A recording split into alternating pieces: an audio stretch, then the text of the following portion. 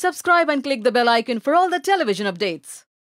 देवीना, सबसे पहले तो ये जानना चाहूँगी, जब इस शो का ऑफर आया, विश नाम सुना, सबसे पहले माइंड में क्या चीज़ है? जहरीली। हाँ, तो मज़ा आया सुन के, मतलब कुछ लगा कि कुछ अलग होगा और ख़तरनाक कुछ होने वाला है। और प्लेन एंड सिंपल कुछ चीज़ करने से तो अच्छा कुछ ख़तरनाक, कुछ आउट ऑफ द बॉक्स किया जाए।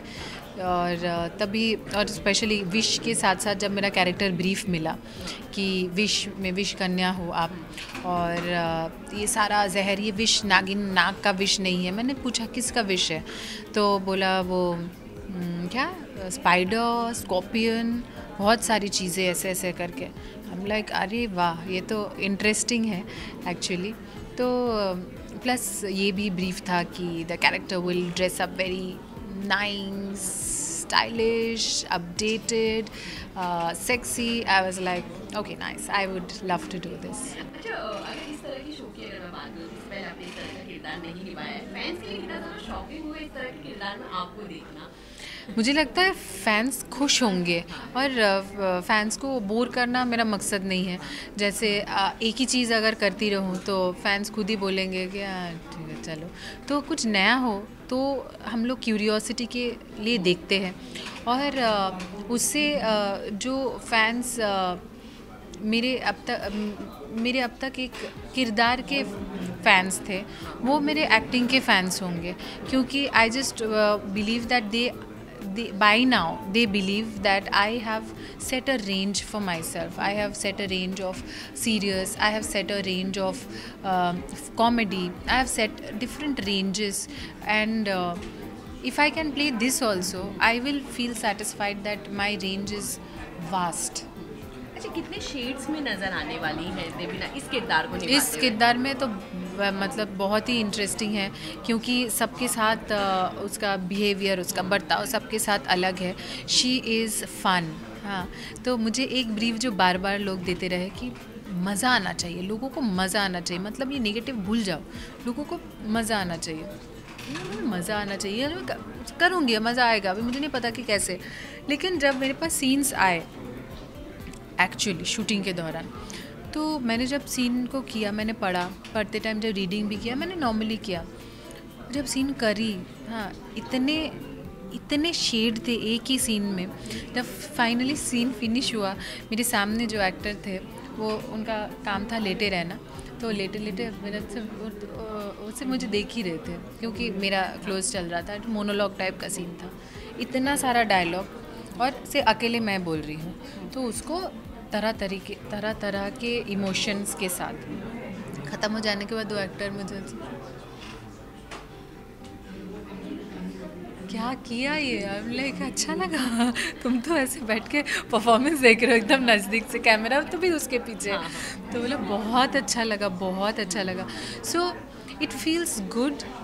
That is when you rewind and go back and think for yourself that yes, I have done a good thing by picking this up, because people say it's a comeback. Oh, you were away from work for all these while. It is just that I was waiting patiently for the right thing to come. It is not about being busy. It is about doing the thing that you want to do. So this is something that maybe I would want to see myself as in. अच्छा, real life में अगर मैं बात करूँ, मैंने कितना ज़रा believe करती इन सारी चीज़ों पर? बिलीव तो नहीं करती हूँ, बिकॉज़ अभी तो सब कुछ का लॉजिकल एक्सप्लेनेशन आ गया। जैसे जो भी फेरी टेली तरीके से सुनते, फेरी टेल लगता है अभी, और जिस तरीके से सुनी थी कि एक गांव में पेड़ ऐसे ज़मीन पे पड़ा हुआ है, वहाँ पे वो आदमी चल रहा है, उसको टाप के जा रहा था, तो पेड़ अचानक सीधा हो गया, वो आदमी मर गया। सो मुझे ऐसा लगता था हाँ ये तो भूत की कहानी है। फिर जब बड़ी हुई, कहाँ पे मैंने सुना कि बम्बू का पेड़ ऐसे लेट जाता है और वो खुद ब खुद खड़े भी हो जाता है ऐसे, तो बम्बू के पेड़ को इसलिए ऐसे टापना नहीं चाहिए, क्योंकि it can just cause some accident. So now I believe that everything has their own logical scientific explanations. It's not out of the blue, it is not horror, It is not unexplained. So the explanation is there. So we just need to be educated about the explanations behind it.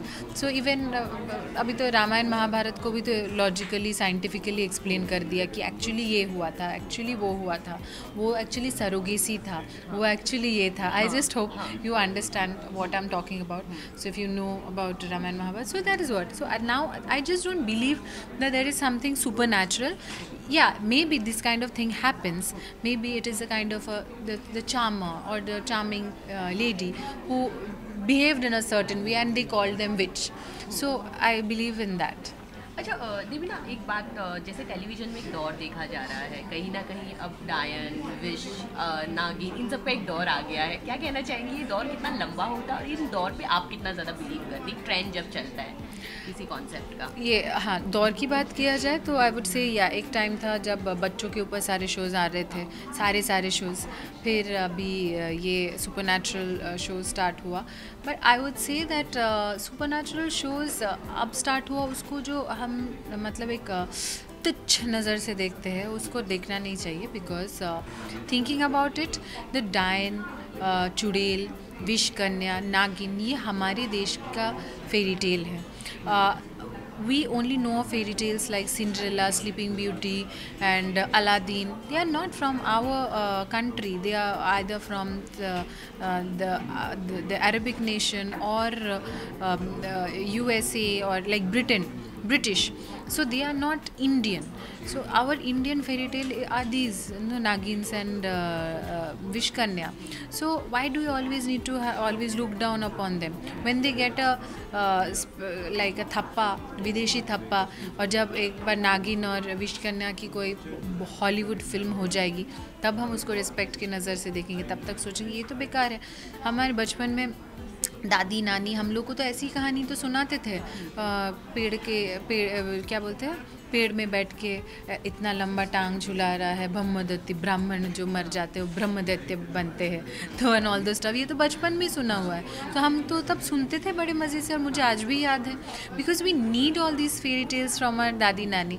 So good that I'm creating this one also to tell my children one more fairy tale.